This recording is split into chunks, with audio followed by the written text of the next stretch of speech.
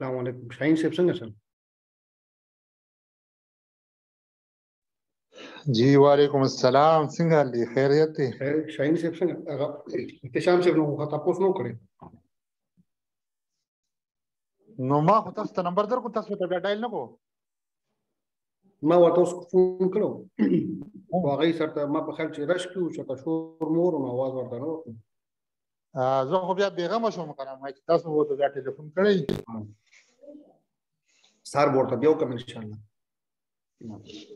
او کنه ټلیفون وته وکړ نو معلومات به ملو چې ما خو ته نمبر راواخیستو نو صحیح راځي په ماوس ورته ملو مزه ونه کوي आवाज نه شور کو نور خیر دی ماشومان خیر خیر دي د مدرسې د دغه نږدې دی پولنه د خوړ چې کوم دی پرې خوړ لار ده او بالکل دی خور سره دا خو لګا خو مخکې داسې بره ده کنه نوې جمعات نه جوړ شوی د چرته نیم تللی تاسو ورځې پر نیم تللی خداسې دی خوړ کې به داسې راوخیږي کنه دوه لارې ورغلي یو خو داسې دی خوړ په طرف داسې ورغلی ده رینج چې دی خو یو داسې د پټلۍ سره داسې ورغلی ده او بیا د جومات نه شاته ده مدرسه حاجی خو دا ان شاء الله معلوم دی بس مدرسه باندې مستورات ورکنه سره او د مستورات ده بالکل رسکی و د ډېر لري ناراضي ډېر مشهور بنات و ترازي حاجی خو نټو جزاک الله نور خیر دې کالج مهرباني جزا خیر دا او جی بس کالج ته ځو مزه ډېر نشته په خیر بس صبح کې یار بس یو پروګرام شروع کړی د بي اس هغه بس سوال زاره باندې وتعالى خان را غونډي نه ما هډیر کسان درولې کله او ولکان راځي خو بس داسې گزارې حال له ډېر لکان په اډمیشن خو نه دی شوی تاسو په لکه تاسو خو هاي کلاس ته غږی کنه بي اس ته نه ما ګرلز کالج ولا ما ته ویلو نه غي انګلیش مې مولا مشمان ورلګم اردو 40-45 شو او انګلیش هم 40-45 ټول ډک شو زمونږ داسې 20-25-26 ته ورسېدل نن نه کلاسونه شروع شو او زه درلګم د لکه سر حسین پکې بیا نخري کی سره یاره نن هم یو الک راغلو 500-550 نمبر یو بس اسماعیل سے اډمیشن ولا ورکه یار څنګه لکان ته اډمیشن ورغی ها دا صحیح ده الله دې خیر آمین آمین جزاک الله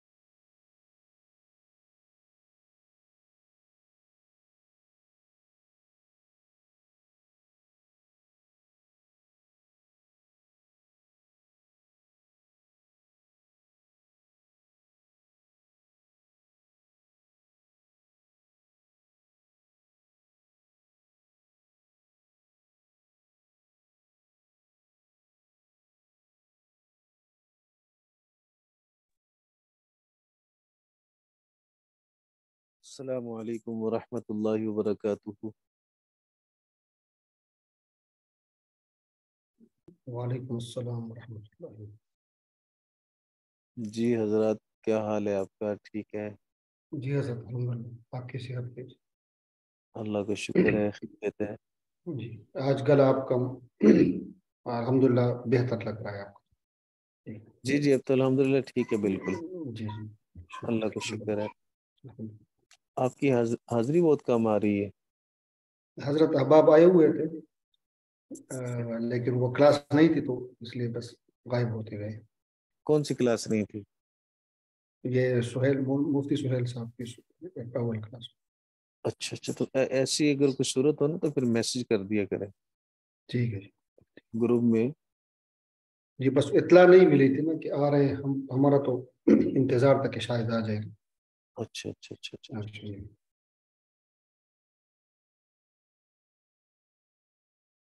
بارش ہوئی ہے حضرت آپ کی طرف؟ نہیں، بس ہلکی پھلکی ہوئی تھی ایسے، بس برائے نام.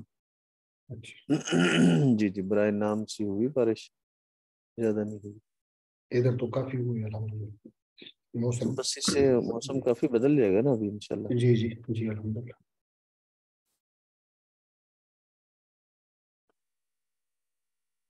اچھا جی، سبق ہمارا کون سے رکوع پہ ہے؟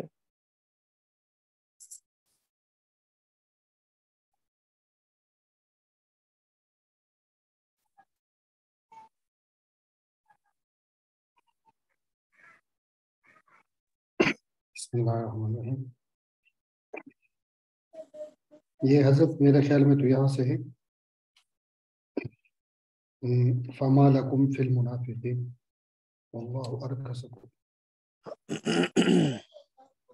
اچھا جی.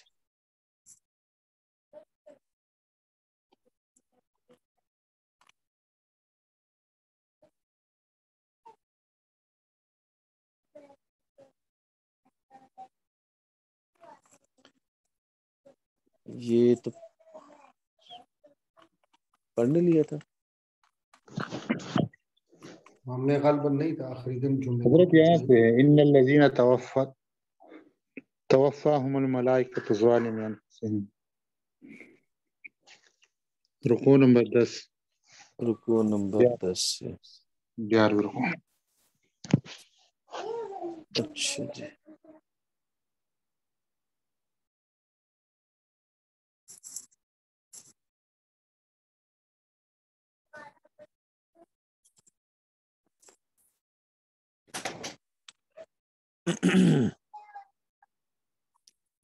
یہاں سے نہیں ہے یا ایھا الذین آمنوا اذا ضربتم فی سبیل اللہ، یہ تو پڑھ لیا تھا ہم نے. فتبینوا، یہ بھی پڑھ لیا تھا. اچھا یہاں سے ان الذین توفاهم الملائکۃ ظالمی انفسہم،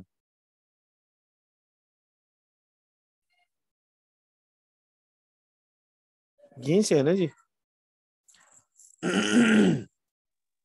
جی بالکل یہیں جی سے.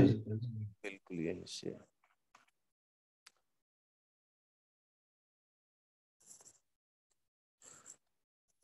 اچھا جی.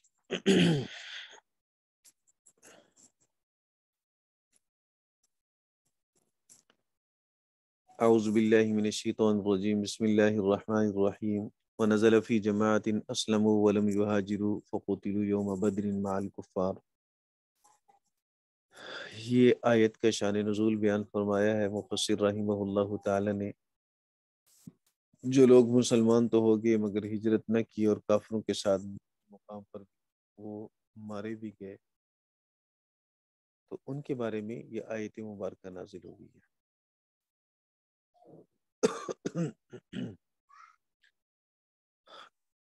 مفسرین کرام فرماتے ہیں کہ یہ واقعہ جندب بن زمرہ رضی اللہ عنہ کے متعلق نازل ہوا. رسول کریم صلی اللہ علیہ وسلم نے ہجرت سے متعلق جو آیات تھیں وہ مسلمانوں کے پاس بھجوائی، تو انہوں نے باوجود انتہائی بڑھاپے ضعف کے اپنے صاحبزادوں کو بلا کر کہا کہ میں اگرچہ طاقت نہیں رکھتا ہوں، نہ ہی میں راستے سے، میں غیر مستطیع بھی نہیں ہوں، یعنی طاقت رکھتا ہوں، اور راستے سے ناواقف بھی نہیں ہوں، مجھے اٹھاؤ، میں آج کی رات مکہ کے اندر رہنا نہیں چاہتا، مکہ سے جانا چاہتا ہوں۔ بیٹوں نے تعمیل کی، چارپائی اٹھا کر لے گئے۔ تنعیم کے مقام پر جا کر ان کی حالت بگڑ گئی، اور پھر انہوں نے وہاں کہا اللہم ہادی لک و ہادی لرسولک ابایعک علی ما بایعک رسولک، کہ اللہ یہ تیرے لیے اور تیرے رسول کے لیے، اور میں رسول کے ہاتھ پر بیعت کرتا ہوں جس پر رسول صلی اللہ علیہ وسلم بیعت کرتے ہیں۔ اسی حالت میں ان کا انتقال ہو گیا۔ صحابہ اکرام کو اس پہ افسوس بھی ہوا کہ مدینہ میں وفات ہوتی تو بڑا اچھا ہوتا۔ مشرکین نے سنا تو انہوں نے طنز کیا۔ بہرحال اسلام کے ان ایام کے اندر دارالحرب سے دارالاسلام کی طرف ہجرت کر کے جانا لازم اور ضروری تھا۔ کچھ منافقین ایسے تھے جو باوجود طاقت رکھنے کے بظاہر مسلمان ہیں، طاقت بھی ہے، لیکن وہ ہجرت نہیں کر رہے تھے۔ تو ان منافقین کا بھی ذکر آ گیا شروع میں، وَنَزَلَ فِي جَمَاعَةٍ أَسْلَمُوا وَلَمْ يُهَاجِرُوا فَقُتِلُوا يَوْمَ بَدْرٍ مَعَ الْكُفَّارِ إِنَّ الَّذِينَ تَوَفَّاهُمُ الْمَلَائِكَةُ ظَالِمِي أَنفُسِهِمْ، بے شک وہ لوگ جن کو ملائکہ نے موت دی اس حال میں کہ وہ لوگ اپنی جانوں پر ظلم کرنے والے تھے۔ اپنی جانوں پر ظلم کرنے کا کیا مطلب؟ اپنی جانوں پر ظلم کرنے کی صورت کیا ہے؟ تو مفسر رحمہ اللہ تعالیٰ فرماتے ہیں بالمقام مع الکفار وترک الہجرت، کافروں کے ساتھ ٹھہرنے کی وجہ سے، وترک الہجرت، اور ہجرت کو چھوڑنے کی وجہ سے۔ تو ظلم کی صورت یہ تھی کہ ایک تو کافروں کے ساتھ ہی قیام پذیر ہیں، پھر ہجرت نہیں کی ہے، تو یہ کر کے در حقیقت انہوں نے اپنی جان پر ظلم کیا ہے، اپنی جان کے لیے کوئی راحت آسانی کا سامان نہیں کیا۔ وقتی طور پر وہ اپنی جائیداد کے پاس ہیں، اپنے گھر کے پاس ہیں، اپنے عزیز و اقارب اپنے خاندان میں رہ رہے ہیں، دیکھنے والا بظاہر سمجھتا ہے کہ اچھا رہ گیا، یہ اپنا گھر نہیں چھوڑا اور اپنے رشتہ داروں کو خیر آباد نہیں کیا، لیکن اللہ کہتا ہے یہ اپنی جان پر ایسا کر کے ظلم کرنے والے ہیں۔ قالوا فیما کنتم، جب ملائکہ ان کی روح کو قبض کریں گے تو پھر ملائکہ ان کو ڈانٹ کر اس وقت کہیں گے قالوا لہم مؤبخین، مؤبخین ڈانٹ کر کہیں گے کن کو؟ ان لوگوں کو جنہوں نے ہجرت نہیں کی، انہیں ملائکہ کہیں گے فیما کنتم، کس میں تھے تم؟ ای فی ای شیء کنتم من امر دینکم، یعنی تم اپنے دین کے معاملہ میں کس حالت پر تھے؟ کیا تم نے دین کے احکام پر عمل کیا؟ کیا تم نے اللہ رب العزت کی اطاعت کی؟ نبی پاک صلی اللہ علیہ وسلم کی تعلیمات پر آپ نے عمل کیا؟ جب ملائکہ انہیں ڈانٹ کر یہ بات کہیں گے تو وہ جواب میں معذرت کرتے ہوئے کیا کہیں گے؟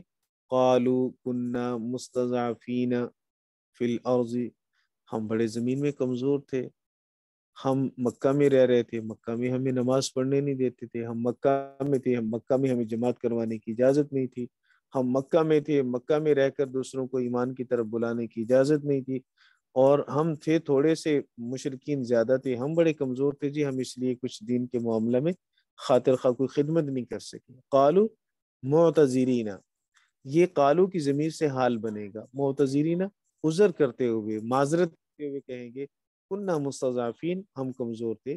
مستضعفین نے بیان کیا عاجزین عن اقامت الدین، دین کو قائم کرنے سے ہم عاجز تھے، ہم طاقت میں ہوتے ہم دین کو قائم کرتے، چونکہ ہمارے پاس طاقت نہیں تھی، قوت نہیں تھی، تو ہم عاجز تھے، اس لیے ہم تو مجبور ہیں دین زمین کے اندر۔ فی الارض سے مراد یہاں ارض مکہ ہے، کہ مکہ میں چونکہ ہم رہ رہے ہیں اور مکہ کے اندر دین کو قائم کرنے کی اجازت نہیں تھی، مشرکین کا غلبہ، اس لیے ہم ہو گئے کمزور۔ قالوا لهم توبیخا، پھر ملائکہ انہیں ڈانٹ کر کہیں گے الم تکن ارض اللہ واسعۃ، کیا اللہ کی زمین وسیع نہیں تھی؟ فتہاجروا فیہا، تم ہجرت کرتے اللہ کی زمین میں۔ یہ بہانہ تمہارا تو تب قابل قبول ہوتا ہے جب اللہ کی زمین میں وسعت نہ ہوتی، اللہ کی زمین وسیع تھی، تمہیں اللہ کی زمین میں ہجرت کرنی چاہیے تھی، اس جگہ کو چھوڑ کے کہیں اور چلے جاتے۔ الم تکن ارض اللہ واسعۃ فتہاجروا فیہا من ارض الکفر الی بلد آخر، اس کفر کی زمین سے دوسرے شہر کی طرف ہجرت کرتے، کما فعل غیرکم، جیسے کہ تمہارے علاوہ دوسرے لوگوں نے کیا۔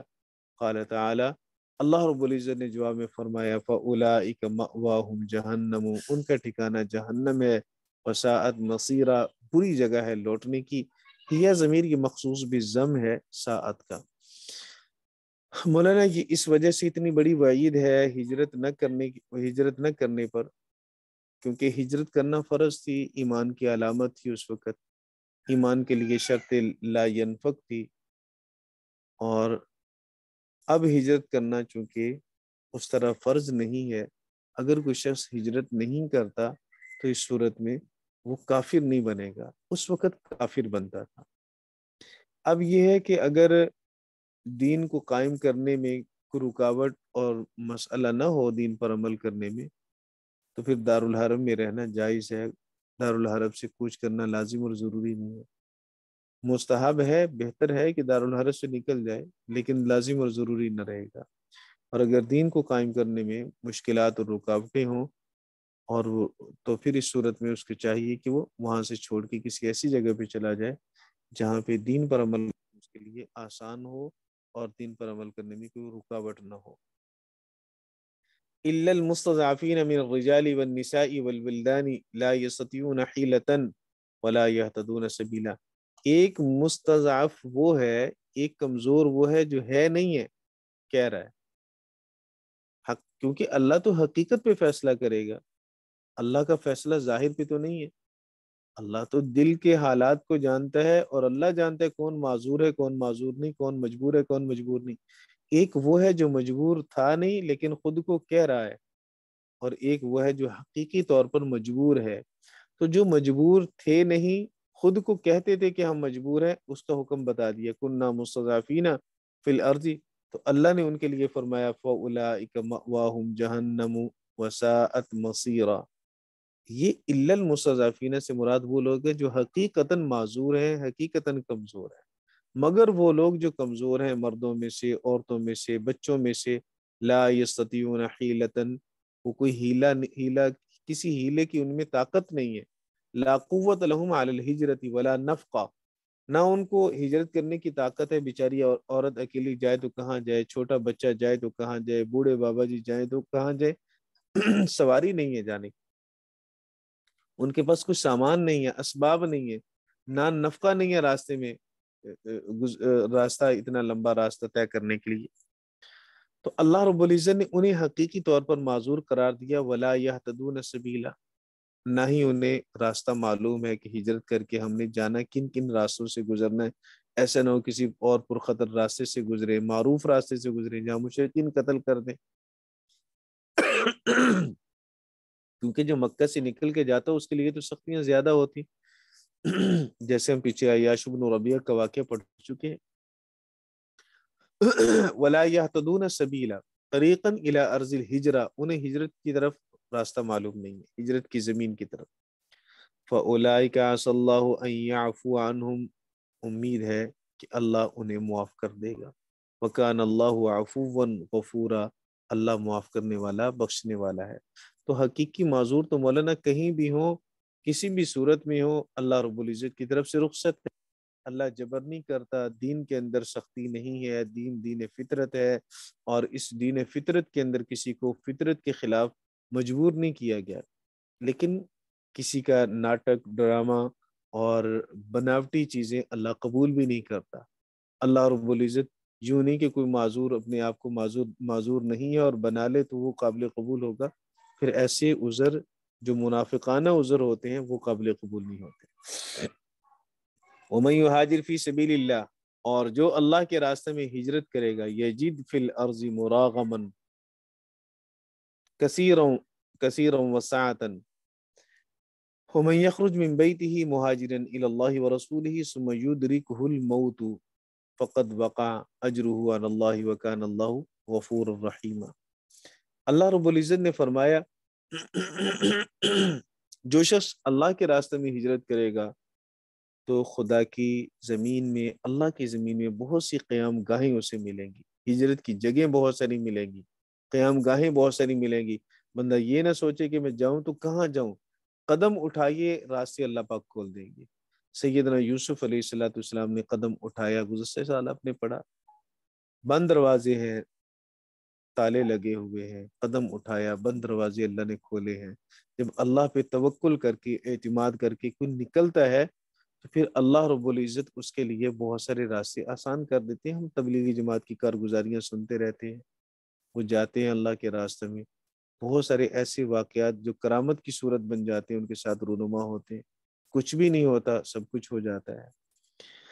تو جب کوئی اللہ پر توکل کرے گا، جتنا توکل کرے گا، جتنا اعتماد ہوگا، اللہ رب العزت اس کے توکل اور بھروسے اور اعتماد اور اس کے گمان کے مطابق اس کا ساتھ معاملہ کریں گے. حدیث قدسی ہے، انا عند ظن عبدی، میں اپنے بندے کے ساتھ اس کے گمان کے مطابق کرتا ہوں معاملہ. ہمارا وجدان اور ہمارا توکل اور ہمارا گمان اللہ کے ساتھ اگر مضبوط ہوا تو پھر اللہ ہمارے اسی گمان کے مطابق فیصلہ کرے گا. اور اگر ہمارا توکل اور بھروسہ اللہ کے ساتھ اتنا نہ ہوا تو پھر جیسا ہوگا ویسے ہی معاملہ ہوگا. اس لیے فرمائے کہ وَمَن يُهَاجِرْ فِي سَبِيلِ اللَّهِ، جو اللہ کے راستے میں ہجرت کرے گا، بھروسہ اللہ پر ہے، تو یجد فی الارض مراغما، وہ بہت ساری ہجرت کی جگہ زمین میں پالے گا، کثیرن، بہت ساری، وسعتن، اور رزق بھی مل جائے گا. وَمَن يَخْرُجْ وَمَن يَخْرُجْ مِن بَيْتِهِ مُهَاجِرًا، جو اپنے گھر سے ہجرت کرنے کی نیت سے یا ہجرت کرنے کی حالت میں مہاجر بن کر نکلے گا، إِلَى اللَّهِ وَرَسُولِهِ، اللہ اور اس کے رسول کی طرف، ثُمَّ يُدْرِكُ الْمَوْتَ، پھر اسے موت نے پا لیا، جیسے کہ جندع بن زمرہ کے ساتھ ہوا، اللیثی رضی اللہ تعالیٰ عنہ، یہ راستے میں فوت ہو گئے جن کے شروع میں میں نے عرض کیا. فقد وقع اجرہ علی اللہ، تو اس کا اجر اللہ کے ذمہ ثابت ہو گیا، اس لیے کہ اس نے ہجرت کی نیت سے قدم اٹھائے، کوشش کی ہے، پھر نہیں بھی پہنچ سکے تو پہنچنے کا اجر ملے گا، پھر نہ بھی جا سکے تو مدینہ جانے والوں کے برابر اسے اجر ملے گا. وکان اللہ غفور الرحیم، کمی بیشیوں کو تو اللہ معاف کرنے والا ہے، وہ بخشنے والا ہے، اس لیے کہ وہ رحم کرنے والا ہے.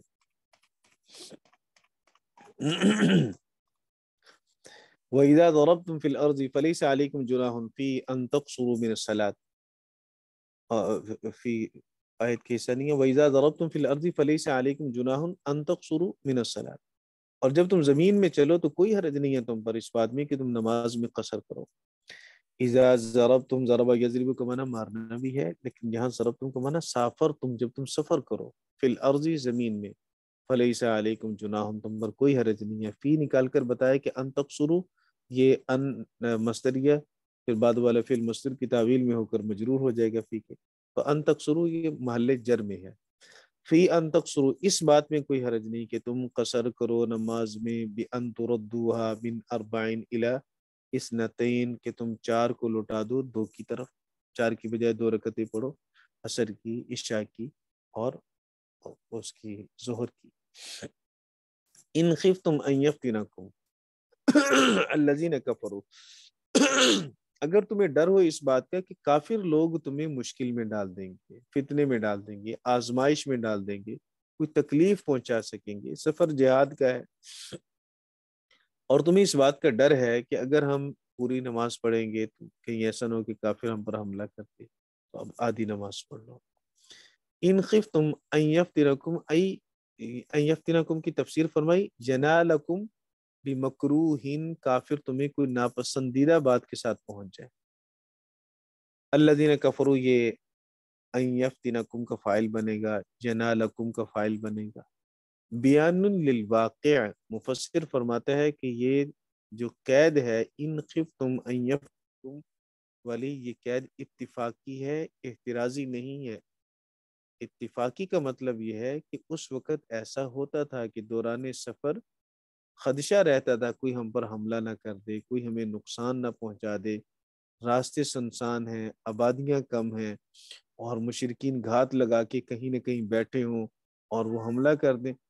تو اس چیز کا چونکہ ڈر رہتا تھا، اس لیے یہاں بیان کیا گیا ان خفتم ان یفتنکم الذین کفروا، وگرنہ یہ قید احترازی نہیں ہے، مطلب کسی چیز کو نکالنا مقصود نہیں ہے.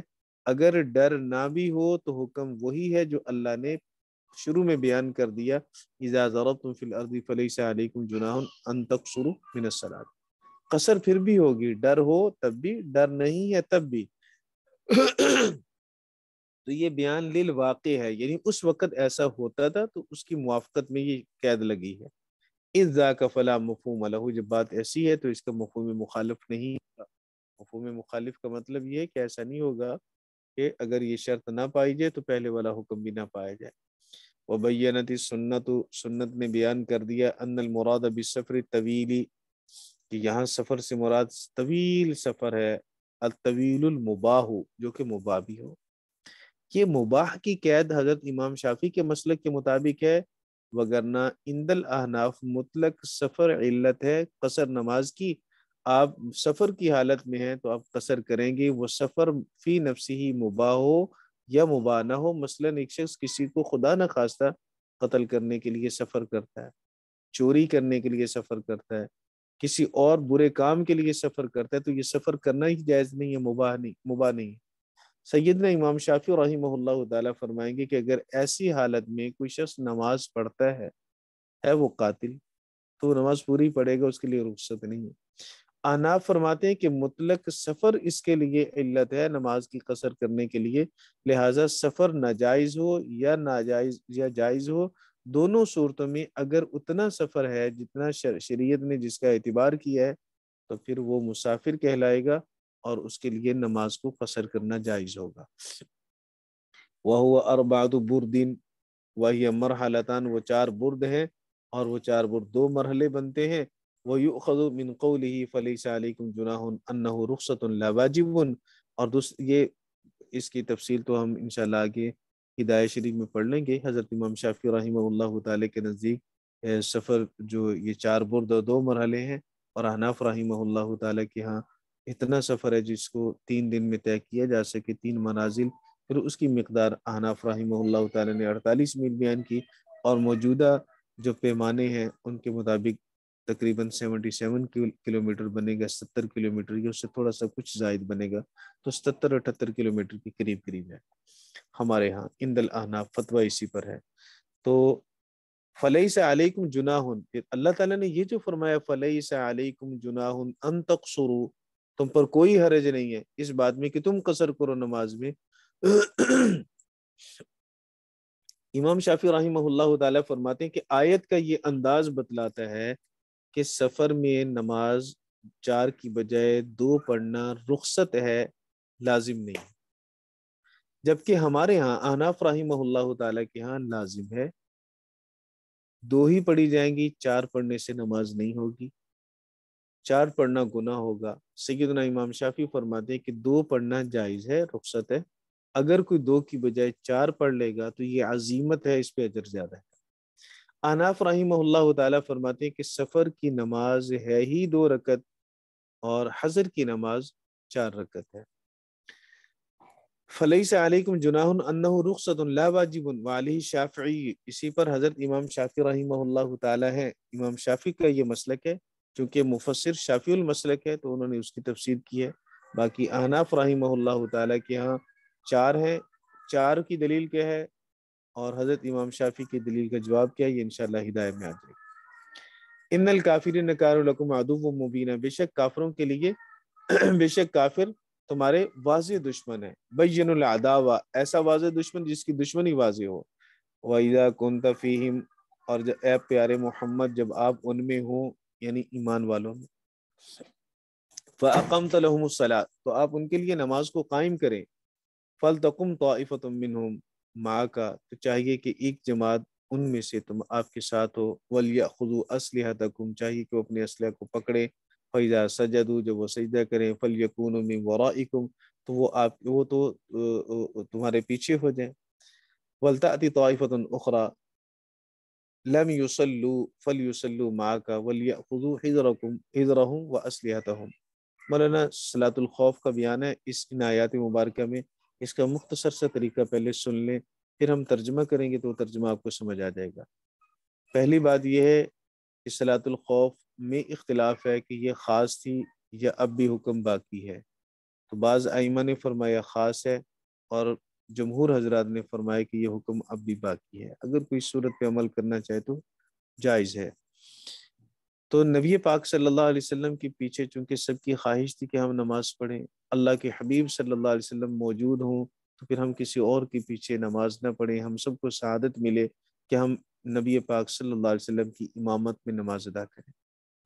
اب یہ خواہش کیسے پوری ہو جبکہ میدان جہاد میں ہے، موقع ایسا ہے کہ سب نماز میں مشغول ہوں تو دشمن حملہ کر سکتا ہے، پھر ایسے موقع پر ہم سعادت بھی حاصل کرنا چاہتے ہیں تو کیسے کریں؟ اس کی صورت اللہ رب العزت نے اس کی صورت یہ بیان فرمائی ہے کہ لشکر کو 2 حصوں میں تقسیم کر لیا جائے، نماز چونکہ قصر پڑھنی ہے 2 رکعت، تو نبی پاک صلی اللہ علیہ وسلم جب امامت فرمائیں گے تو 1 رکعت آپ صلی اللہ علیہ وسلم کے پیچھے ان لشکر کے 2 حصوں میں سے 1 حصہ پڑھ لیں، اب دوسرا حصہ دشمن کے مقابلے میں کھڑا رہے پہرا دیتے ہوئے۔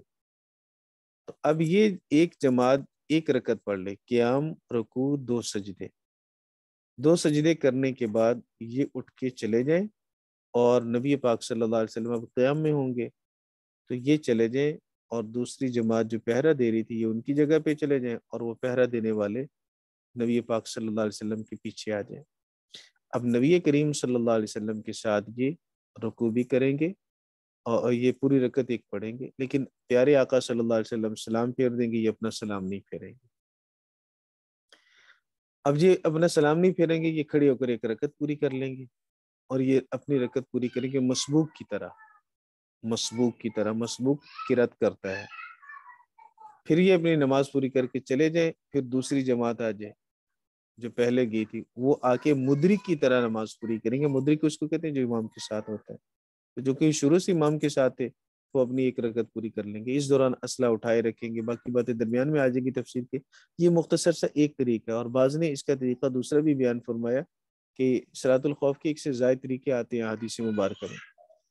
دوسرا طریقہ یہ ہے کہ یہ جو دوسری جماعت آئی ہے یہ سلام نہیں پھیرے گی، رسول پاک صلی اللہ علیہ وسلم سلام پھیر دیں گے، یہ اٹھ کے چلے جائیں گے، سلام نہیں پھیریں گے، پھر وہ پہلی جماعت آ جائے گی، وہ آ کے اپنی نماز مکمل کرے گی مدرک کی طرح، اور پھر نماز مکمل کر کے چلے جائیں گے، یہ بعد میں آئیں گے اور سلام پھر اپنی رکعت پوری کریں گے اور بعد میں سلام پھیریں گے۔ تو یہ اس 2 طریقے تو بالکل واضح ہیں ساتھ ساتھ، اور اس کے علاوہ اور بھی ہیں جو حدیث مبارکہ میں آ جائیں گے۔ یہ بات آپ کو سمجھ میں آ گئی جتنی میں نے کر دی؟ ملک احسن صاحب جی حضرت آگے سمجھ جزاک اب اللہ۔ اس کو جی حضرت۔ اب اس کو آیت میں دیکھ لیں۔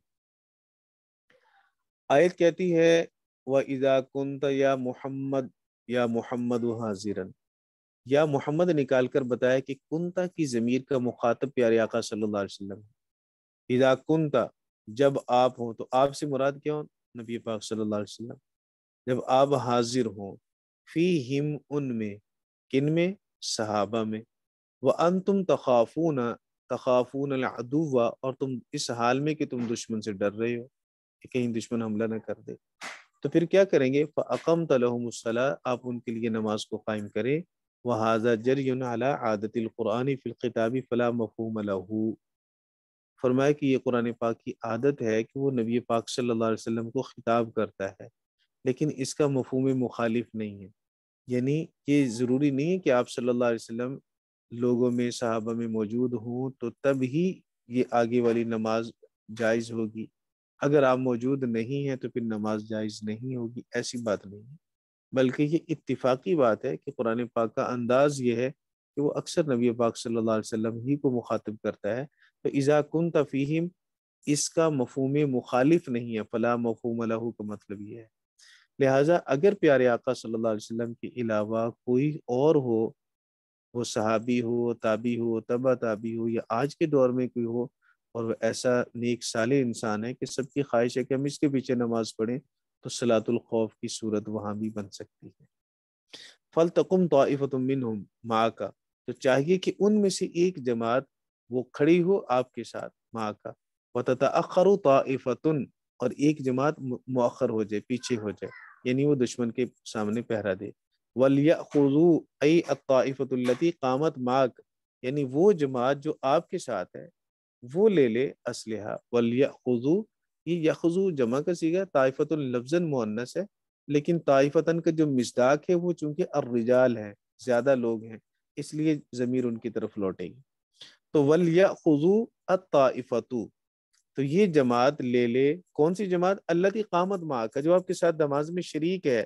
یہ جماعت اپنے اسلحہ کو لے کر کھڑی ہو. ایسا نہ ہو کہ دشمن حملہ کر دے اور پھر یہ نماز توڑ کے اسلحہ ڈھونڈتا رہے. تو اسلحہ اپنے ساتھ ہو، کندھے پہ ہو، وہ کلاشن کوف ہے، بندوق ہے، کوئی اور اسلحہ جدید دور کا یا اس وقت کی تلوار ہے، تو جو بھی اسلحہ وہ اپنے ساتھ ہو. اسلحتہم معہم، ان کا اسلحہ ان کے ساتھ ہو. فَإِذَا سَجَدُوا، جب وہ سجدہ کر لیں، ای صلو، یعنی وہ ایک رکعت پوری کر لیں، نماز پوری کر لیں. فَلْيَكُونُوا طَائِفَةُ الْأُخْرَى، تو چاہیے کہ پھر دوسری جماعت من ورائکم، وہ تمہارے پیچھے ہو جائے. یحرسون الی ان تقضوا الصلاۃ، وہ پہرا دے یہاں تک کہ تم نماز کو پورا کر لو. وتذهب هذه طائفة التحریس، اور یہ جماعت چلی جائے پہرا دینے کے لیے. ولتأتی طائفة اخرى، دوسری جماعت آ جائے.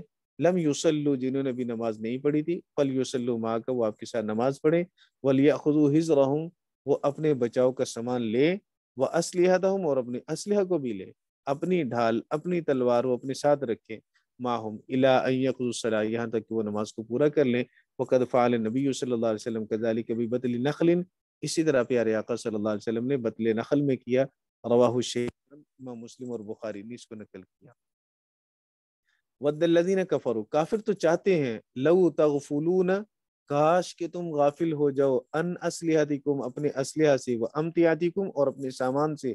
فیمیلون علیکم میلۃ واحدہ، تو کافر تم پر ایک ہی بار میں ٹوٹ پڑے. کافر تو یہ چاہتا ہے، وہ تھوڑی سی غفلت تم سے چاہتا ہے کہ کہیں تم تھوڑے سے غافل ہو اور پھر یک بارگی وہ حملہ کر کے تمہارا خاتمہ کر دے.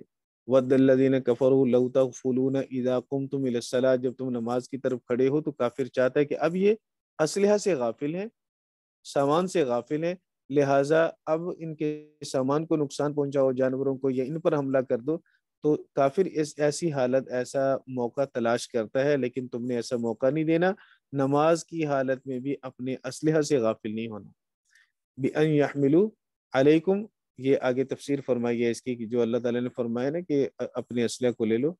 کافر چاہتے کہ اسلحہ سے اور سامان سے غافل ہو جاؤ. بِأَن يَحْمِلُوا عَلَيْكُمْ فَيَأْخُذُوكُمْ وَهَذَا إِلَّةُ الْأَمْرِ بِأَخْذِ السِّلَاحِ، یہ آیت علت ہے اسلحہ کو اٹھانے کی، کہ کافر چاہتا ہے کہ تم غافل ہو جاؤ، اللہ چاہتا ہے کہ تم غافل نہ ہو، بلکہ تم اپنے اسلحہ کو نماز کی صورت میں اٹھا کے رکھو. وَلَا جُنَاحَ عَلَيْكُمْ إِن كَانَ بِكُمْ أَذًى مِّن مَطَرٍ، اور کوئی حرج نہیں ہے تم پر اگر تمہارے ساتھ کوئی تکلیف ہے بارش میں سے.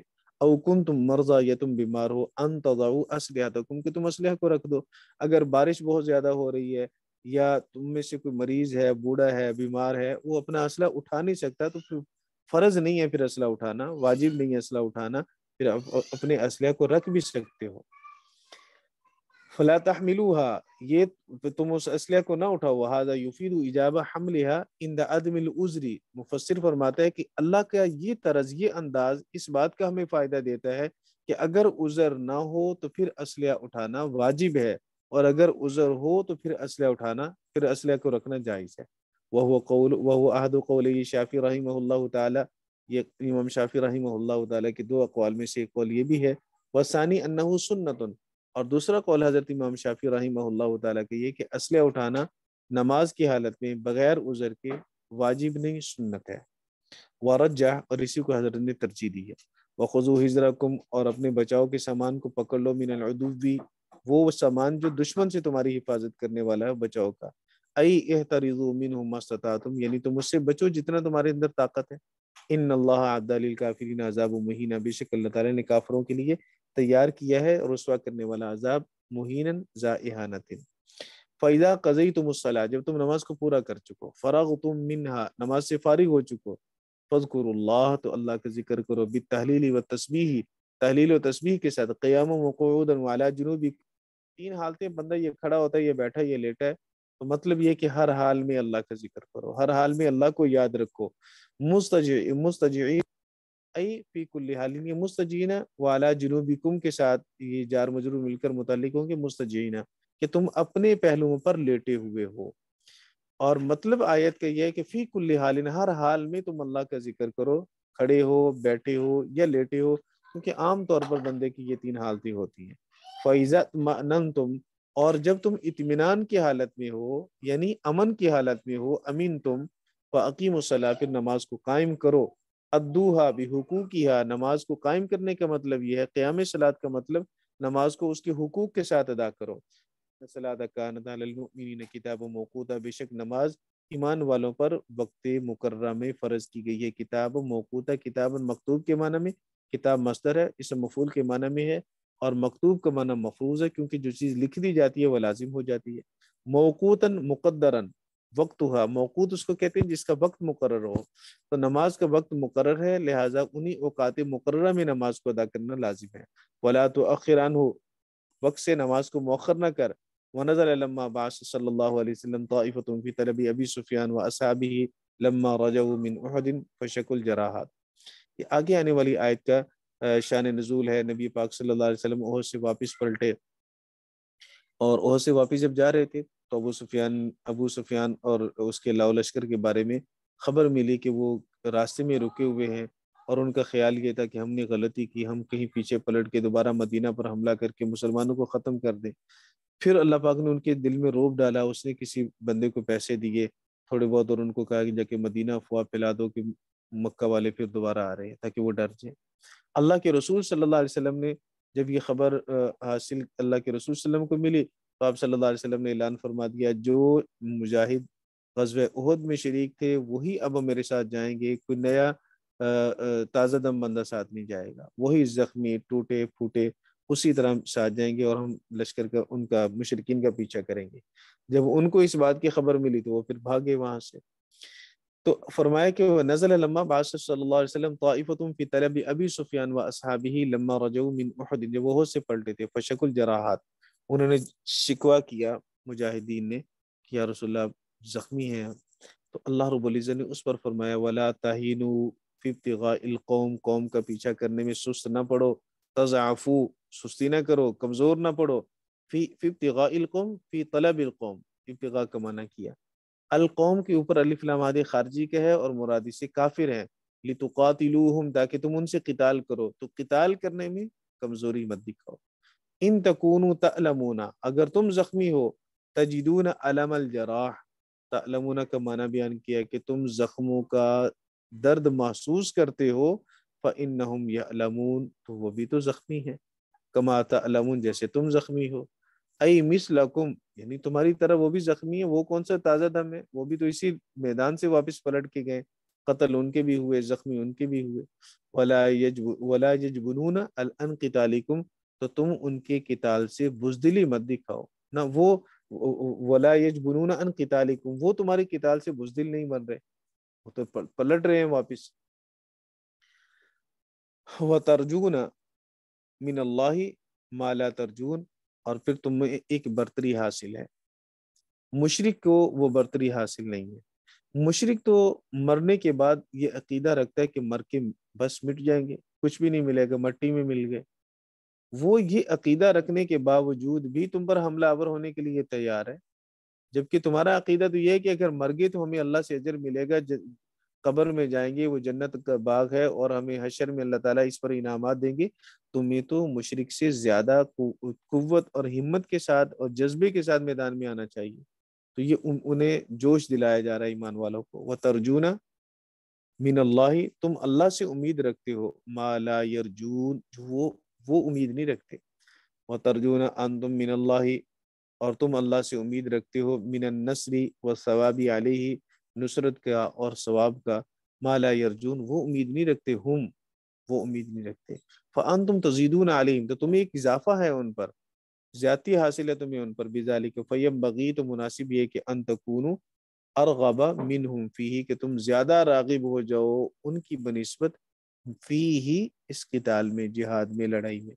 وَكَانَ اللَّهُ عَلِيمًا بِكُلِّ شَيْءٍ، اللہ تعالیٰ جاننے والا ہے ہر چیز کو. حکیماً، والا ہے فی صنعہ، اپنی صنعت. بس جی مولانا کافی ہے، 2 رکوع ہو گئے. جی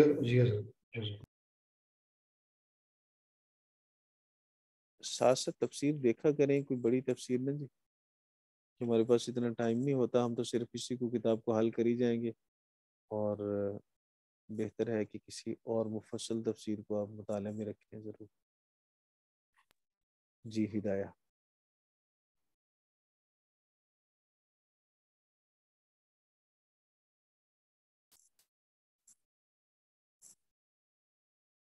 ہدایہ کا سبق کہاں سے پڑھنا ہے جی؟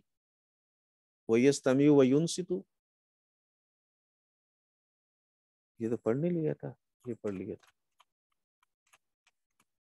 باب الامامت بھی ہم نے کچھ پڑھ لیا تھا.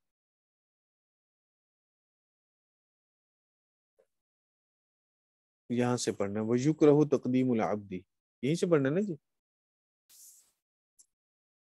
کیوں جی؟ شاہین خان.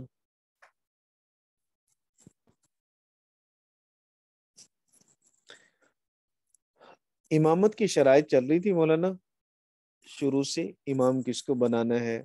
تو امامت کی شرائط میں سے ہم نے پہلی شرط یہ پڑھی کہ امام عالم بسنہ ہو، سنت کا علم زیادہ جاننے والا ہو، کیونکہ علم کی ضرورت قیام، رکوع، سجدہ، نماز کے سارے ارکان میں پڑتی ہے.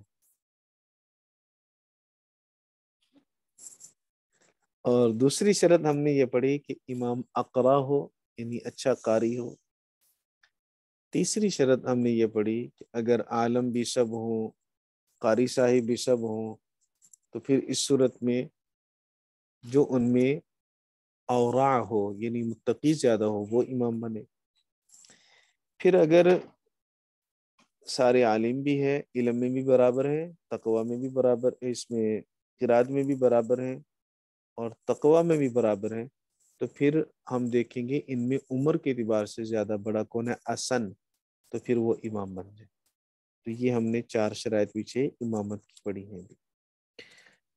اب وہ لوگ جن کی امامت جائز نہیں ہے، مکروہ ہے، ان کا بیان کر رہے ہیں. کہتے غلام کو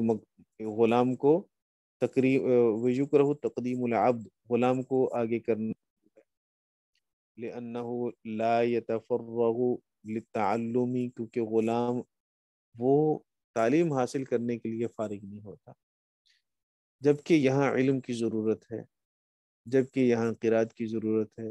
غلام تو اپنے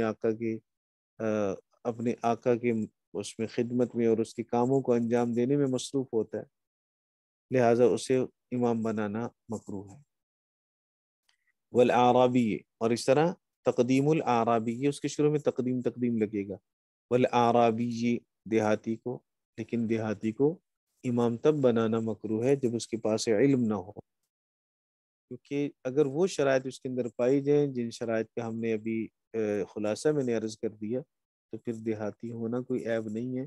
دیہاتوں میں چونکہ عام طور پر اس وقت اس سے پہلے والے زمانہ میں دور دراز کے علاقوں کے اندر چونکہ علم کے ذرائع نہیں ہوتے تھے اور انہیں شہروں کی طرف آنا بھی بڑا مشکل ہوتا تھا. اب نہ دیہات والوں کو شہر کی طرف آنا مشکل ہے، اور نہ ہی دیہات ایسے ہیں کہ ان میں علم کی کوئی صورت اور کوئی قندیل روشن نہ ہو، کوئی دیا اور چراغ روشن نہ ہو، کوئی مکتب اور مدرسہ نہ ہو. اب الحمدللہ ہمارے دیار میں، ہمارے ملک کے اندر تو کم از کم ایسی صورتحال شاذ و نادر ہے، بہت زیادہ نہیں. جہاں مدرسہ نہیں ہے تو وہاں مدرسوں کی طرف جانے کے لیے راستے اور اسباب مہیا ہیں.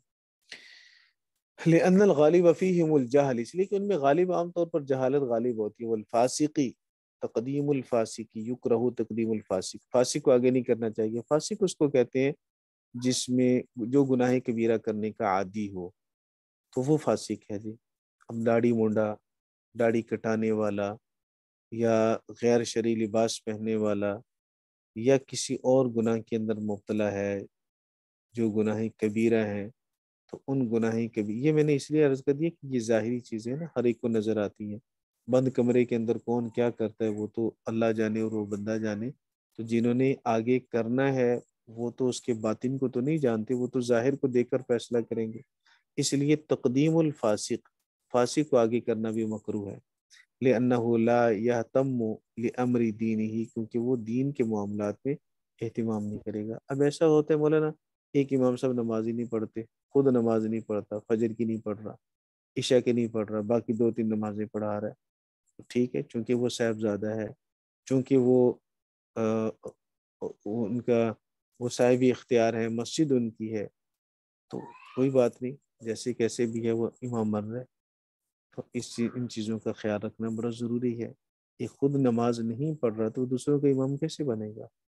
چونکہ آپ کا اختیار چلتا ہے مسجد میں، اس لیے آپ کو بچہ بے شک سارا سال نماز نہیں پڑھتا، وہ رمضان میں آ کے تراویح پڑھا رہا ہے، نمازی ہے نہیں ہے، لیکن رمضان جیسے مقدس مہینے میں وہ مصلی امامت پہ کھڑا ہے۔ کیوں کھڑا ہے؟ کیونکہ مسجد آپ کی ہے، چونکہ مسجد میں آپ کا اختیار ہے، چونکہ مسجد میں آپ چندہ زیادہ دیتے ہیں، آپ متولی ہیں، یہ متولی کے قریب ہیں، تو ایسی صورتیں از خود اس کا خیال بھی رکھنا چاہیے، نہ ہو تو جو انتظامیہ ہو اس چیز کا خیال رکھنا چاہیے۔ والاعمى، جی ملک صاحب، غیر شرعی لباس سے کیا مراد ہوگی؟ غیر شرعی لباس سے مراد وہ لباس ہے جو شریعت کے تقاضے کو پورا نہیں کرتا۔ شریعت کا تقاضا یہ ہے کہ جسم کا وہ حصہ جس کو چھپانا لازم قرار دیا گیا اس کو چھپایا جائے۔ اگر آپ لباس اتنا پہنتے ہیں جو اس حصے کے لیے ناکافی ہے تب بھی وہ غیر شرعی ہے۔ آپ لباس اتنا باریک پہنتے ہیں جس سے جسم کا وہ حصہ نظر آتا ہے تب بھی غیر شرعی ہے۔ آپ لباس اتنا موٹا پہنتے ہیں لیکن موٹا ہونے کے ساتھ وہ چپکا ہوا اتنا جسم سے کہ آپ کے جسم کی موٹائی گولائی سب کچھ نظر آ رہی ہے تو وہ بھی غیر شرعی ہے۔ تینوں صورتوں میں حرام ہو جائے گا لباس۔ جزاک اللہ۔ جیسے پینٹ بہت زیادہ ٹائٹ پہنی ہوئی ہے، بندہ رکوع میں سجدے میں جاتے تو پیچھے سب کچھ نظر آ رہا ہے، جی جی تو غلط ہے نا جی، وہ تو برہنہ ہونے کی طرح ہے۔ وہ ایسے ہی جیسے کوئی جسم پہ پینٹ کر دے تو پینٹ کرنے سے تو سطر نہیں چھپے گا نا۔ صحیح۔ تو اس طرح لباس اتنا ہے تو موٹا اور ہے بھی کافی، یعنی پہنا ہوا جسم پورے جسم پہ پہنا ہوا ہے، لیکن وہ ٹائٹ اتنا ہے کہ اس سے جسم کی بناوٹ نظر آ رہی ہے ساری، تو لباس پہننے کے جو مقصد ہے وہ بہت ہو۔ لیکن اگر کھلی پہنی ہو تو جس طرح وہ جائز کاٹن کی جائز ہے، جسم جسے ظاہر نہ ہو وہ جائز ہے۔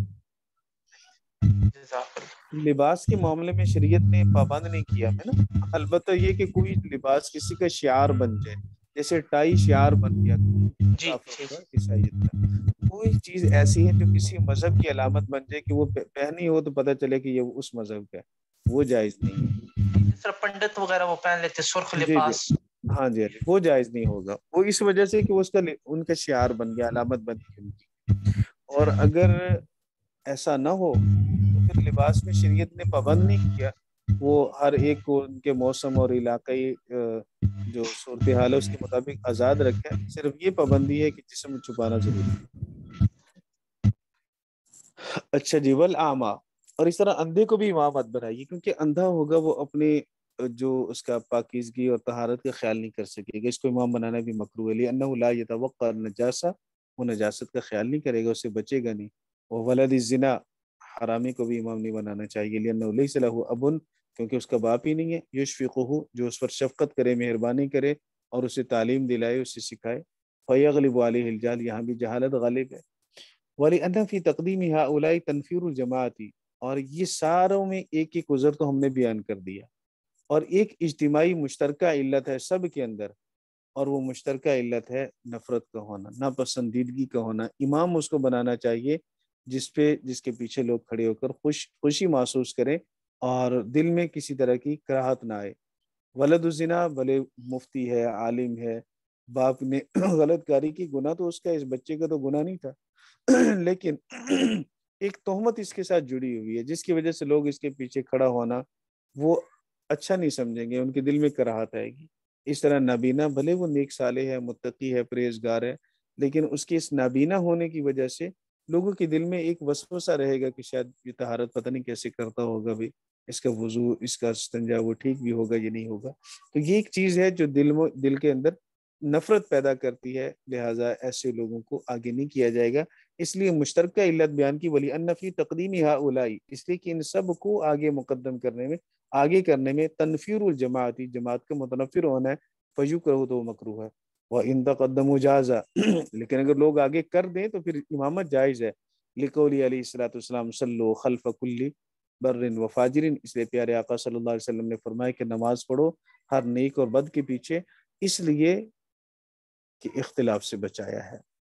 اگر آگے امام کسی ایک کو بنا ہی دیا گیا ہے پھر آپ اس کے پیچھے نماز پڑھ لیں۔ ہاں اگر اس میں کوئی ایسا شرعی عیب ہے جس کی وجہ سے نماز لوٹانا ضروری ہے تو پھر نماز کو لوٹا لینا چاہیے، لیکن جماعت کی مخالفت نہیں کرنی چاہیے تاکہ فساد لازم نہ آئے۔ ولا یطول الامام بہم الصلاۃ، امام نماز کو لمبا نہیں کرے گا، لقول علیہ الصلوۃ والسلام من اما قوما فلیصلی بہم الصلاۃ اضع فیہم۔ دلیل یہ ہے کہ رسول کریم صلی اللہ علیہ وسلم نے ارشاد فرمایا کہ جو قوم کی امامت کروائے تو اسے چاہیے کہ ان کے سب سے کمزور کی نماز پڑھائے، وہ کمزور بیماری کی وجہ سے ہو، بڑھاپے کی وجہ سے ہو، یا وہ کوئی کام کاج میں مشغول بندہ ہو، جیسے آگے آ رہا ہے فَإِنَّ فِيهِمُ الْمَرِيضَ وَالْكَبِيرَ وَذَا الْحَاجَةِ، ضرورت مند بھی ہیں، بڑے بھی ہیں، مریض بھی ہیں، تو ان کی ضرورت کا خیال رکھ کے نماز پڑھائے۔ ظہر کا وقت ہے، بازار کی مسجد ہے، لوگ دکانیں بند کر کے گاہ چھوڑ کے آئے ہیں اور امام صاحب نے نماز پڑھا دی لمبی ساری، وہ کھڑا ہے رکوع میں، سجدہ میں، قیام میں، اور اتنا لمبی قرات کر رہا ہے نماز کے اندر کہ بیچارے وہ نماز کی بجائے ان کا دماغ سر اپنی دکان کی طرف چلا گیا۔ اتنی نماز پڑھائیں جو آسانی اور سہولت کے ساتھ اس میں دل لگا رہے لوگوں کا، اور خام خواہ ان کو مشقت میں نہ ڈالیں۔ فجر کی نماز میں عام طور پر وہی آتے ہیں جنہوں نے نماز پڑھنی ہوتی ہے، جن کو نماز کا شوق ہے اور اللہ کا خوف ہے، تو وہاں اگر قرات لمبی بھی ہوتی ہے تو کوئی حرج والی بات نہیں، لیکن وہاں یہ دیکھنا چاہیے کہ بیمار نہ ہو، کوئی بوڑھا نہ ہو، کوئی جو زیادہ دیر کھڑا نہ ہو سکے۔ تو بہرحال امام کو اللہ رب العزت نے، عبادت اللہ کی ہے لیکن اس میں بھی اللہ تعالیٰ نے مخلوق کا خیال رکھا، مخلوق پہ بوجھ نہ بنے کسی طرح کا، اور ان کے خیالات منتشر نہ ہوں۔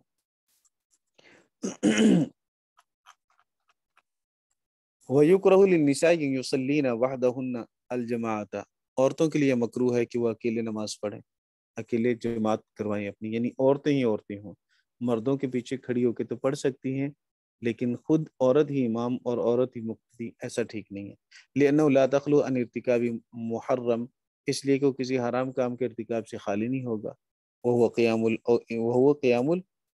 قِيَامُ الْإِمَامِ وسط الصف فَيُكْرَهُ كَالْعُرَاءِ، اور وہ کھڑی ہوگی، جو امام بنے گی وہ کھڑی ہوگی، اور وہ امام کا کھڑا ہونا ہے صف کے درمیان میں، فَيُكْرَهُ كَالْعُرَاءِ، تو وہ مکروہ ہوگا، کالعراء جیسے کہ برہنہ لوگوں کے لیے ہے۔ اگر سارے مرد برہنہ ہوں، لباس کوئی چھین لے یا لباس اتر جائے سمندر میں، سب دریا میں کراس کر رہے ہیں، کیونکہ پہلے لوگ تو سلا ہوا لباس نہیں ہوتا تھا، چادریں ہوتی تھی، تو وہ چادر بہہ گئی پانی کے اندر، برہنہ ہو گئے، یا دشمن نے چھین لیا لباس اور جماعت کے ساتھ نماز پڑھنی ہے، تو پھر ان کو کہا گیا کہ جو امام ہے وہ آگے نکل کے کھڑا نہ ہو، وہ اسی صف کے اندر ہی کھڑا ہو جائے، تھوڑے سے قدم آگے کر لے لیکن اسی صف میں کھڑا ہو۔ اسی طرح خواتین اگر جماعت کرو، ایسے تو خواتین کی جماعت کروانا مکروہ ہے، ناپسندیدہ ہے، لیکن اگر عورتیں ایسا کرنا چاہیں بھی تو پھر ان کی جو امام بنے گی وہ ان کی صف کے درمیان میں بیچ میں ہی کھڑی ہوگی، الگ ہو کے نہیں کھڑی ہوگی۔ وَإِن فَعَلْنَا قَامَتِ الْإِمَامُ وَسْطَهُنَّ، اور کیونکہ اگر وہ ایسا کریں تو ان کے امام کھڑا ہو، قامت الامام وسطہن، ان کے درمیان، لأن عائشہ فعلت کذالک، اس لیے کہ ام المؤمنین سیدہ عائشہ صدیقہ رضی اللہ تعالیٰ نے ایسے ہی فرمایا تھا، وحمل فعلها الجماعۃ علی ابتداء الاسلام، اور ان کی جماعت والے فعل کو اسلام کی ابتدا پر محمول کیا گیا ہے۔ وَلِأَنَّ فِي التَّقَدُّمِ زِيَادَةَ الْكَشْفِ، اور عقل بھی کہتی ہے کہ عورت کو امام نہیں بننا چاہیے کہ اس میں کشف عورت نہیں رہتا، جبکہ عورت کے لیے زیادہ سے زیادہ سطر کا اہتمام کیا گیا ہے۔ اس لیے عند الاحناف تو فتویٰ مولانا اسی بات پر ہے کہ عورتوں کو اپنی جماعت نہیں کروانی چاہیے، عورتوں کی جماعت جو ہے یہ مکروہ تحریمی ہے، حرام کی قریب قریب ہے۔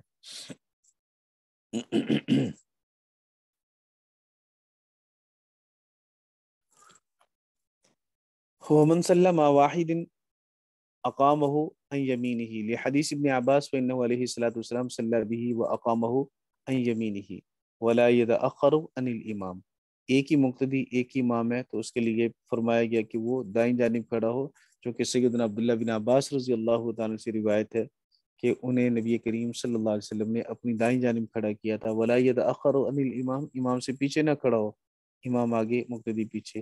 وَأَمْ مُحَمَّدٍ رحمہ اللہ تعالیٰ أَنَّهُ يَزَوْ أَصَابِعَهُ عِنْدَ عَقِبِ الْإِمام، امام محمد فرماتے ہیں کہ وہ امام کے ساتھ کھڑا ہو تو اس کی جو انگلیاں ہیں وہ امام کی ایڑی کے پاس ہو، یعنی امام تقریباً اتنا آگے ہو کہ ایک پاؤں کی لمبائی کے برابر آگے ہو۔ والاول هو الظاہر، پہلی بات زیادہ ظاہر ہے، یعنی وہ ظاہر روایات کی ہے کہ اس کے ساتھ کھڑا ہوا ان صلی اللہ خلفہ او فی یسارہ، لیکن اگر اس کا بالکل الٹ کر لیا، امام مقتدی دائیں جانب کی بجائے بائیں جانب کھڑا ہے یا مقتدی ساتھ کھڑا ہونے کی بجائے پیچھے کھڑا ہے تو نماز ہو جائے گی، وہ لأنہ خالف السنہ، لیکن وہ گناہگار ہوگا سنت کی مخالفت کرنے کی وجہ سے۔ پیارے آقا صلی اللہ علیہ وسلم کی سنت یہی تھی جو ہم نے بتلا دی۔ وَإِنْ أَمَّ سِنْتَيْن، اگر امامت کروائے دو بندوں کی، تقدم علیہما، وہ ان دونوں سے آگے بڑھے گا، مقدم ہوگا۔ وَنبی یوسف رحمہ اللہ تعالیٰ یتوسطہما، امام یوسف نے فرمایا کہ نہیں، دو مقتدی ہوں گے تو امام پھر بھی درمیان میں کھڑا ہوگا، ایک مقتدی دائیں ایک بائیں۔ وَنُقِلَ ذَلِكَ عَنْ عبداللہ بن مسعود رضی اللہ تعالیٰ عنہ، یہ بات سیدنا عبداللہ بن مسعود رضی اللہ تعالیٰ سے منقول ہے۔ وَلَنَا أَنَّهُ علیہ السلام تقدم علی انس، ہماری دلیل یہ ہے کہ پیارے آقا صلی اللہ علیہ وسلم مقدم ہوئے سیدنا انس پر، والیتیمی، اور ایک یتیم بچے پر، ایک یتیم بچہ تھا گھر میں، وہ مقتدی بنا، سیدنا انس مقتدی بنے، اور ان دو کو پیارے آقا نے پیچھے کھڑا کیا، خود رسول خدا صلی اللہ علیہ وسلم آگے امامت والی جگہ پہ کھڑے ہوئے ہی صلی بہما وہذا للافضلیت، اور یہ افضلیت کا بیان ہے، والاسر دلیل الاباحت، سیدنا عبداللہ بن مسعود رضی اللہ تعالیٰ کا جو عمل ہے وہ چونکہ اس عمل کے خلاف ہے تو ہم ان دونوں میں تطبیق دیں گے، ہم تطبیق یہ دیں گے کہ وہ اباحت کی دلیل ہے اور یہ افضلیت کی دلیل ہے۔ افضل عمل وہ ہے جو اللہ کے رسول سے ثابت ہے، اور جو حضرت عبداللہ بن مسعود نے فرمایا وہ مباح ہے، جائز ہے۔ وہ بس ہی ٹائم پورا ہو گیا، اللہ تعالی ہم سب کو سمجھنے کے۔ جی السلام علیکم ورحمۃ اللہ۔ وعلیکم السلام۔ السلام ورحمۃ اللہ وبرکاتہ۔ جی وعلیکم السلام ورحمۃ اللہ وبرکاتہ۔